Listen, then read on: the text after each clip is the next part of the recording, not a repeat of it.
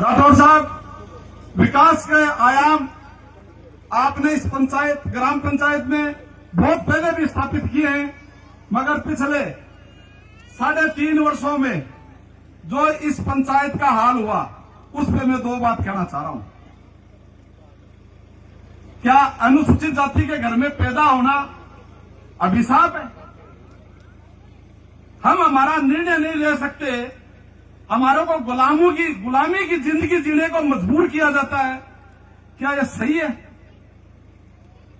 मैं यहां विधानसभा चुनाव के अंदर आपके गांव की चौपाल के अंदर आया था। उस टाइम में मैंने एक बात कही थी कि यहां के विधायक बुडानिया जी अगर यह बता दें कि यहां का सरपंच कौन है जिसको आवाज देके बुला ले, तो मैं राजनीति करना छोड़ दूंगा। क्या ये बात सही है, गलती? रामजी लाल जी जानते हैं कि आज भी आपको, लेकिन आप जानते हैं अखबारों में फोटो देख देख के कि ये है सोनू, ये है रामजी लाल, ये है रजनी। राठौर साहब के पास 6 महीने पहले यहां पहुंचे हैं। 1000 आदमियों के बीच में खड़े होते हो ना, सोनू आपको आवाज देके बुलाते हैं।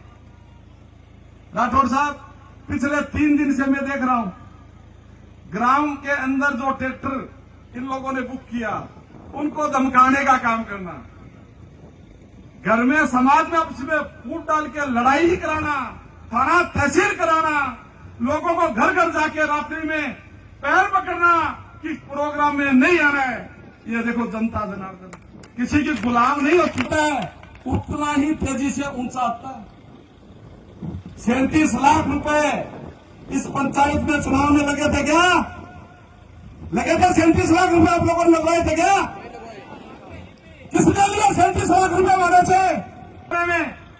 राठौर साहब ने अपनी कलम से फैसला किया था कि 10वीं पास जो व्यक्ति होगा वो पंचायत का सरपंच बनेगा।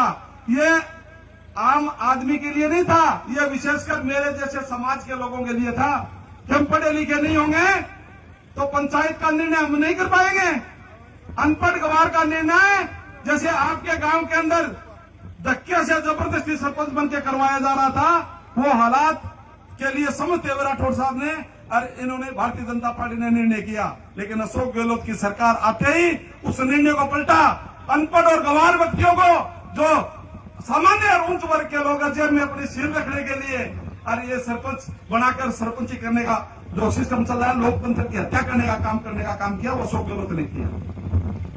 राठौर साहब, मैं तो छोटी सी आपसे एक विनती करना चाह रहा हूं, सोनू के सिर पर हाथ रखना, पीछे जो कुछ हुआ वो हुआ, हम आपके साथ, हमारा पूरा एससी वर्ग का आप हमेशा ध्यान रखते हैं और आगे भी आप ध्यान रखोगे, लेकिन इस मुंदी पंचायत पे आपको विशेष ध्यान रखना पड़ेगा। यहाँ जो किसी की नजर जिन लोगों की लगी हुई है उनकी की नजर की नार तोड़नी पड़ेगी आपको। ये मैं ज्यादा नहीं कहते हुए एक बात की मांग रख रहा हूँ जो मैं 2 दिन से गांव के लोगों की सुन रहा हूँ। मुंदी ताल से मानपुरा के लिए एक ये रोड है, ये जुड़ाने का काम करें। धन्यवाद। जय हिंद, जय भारत।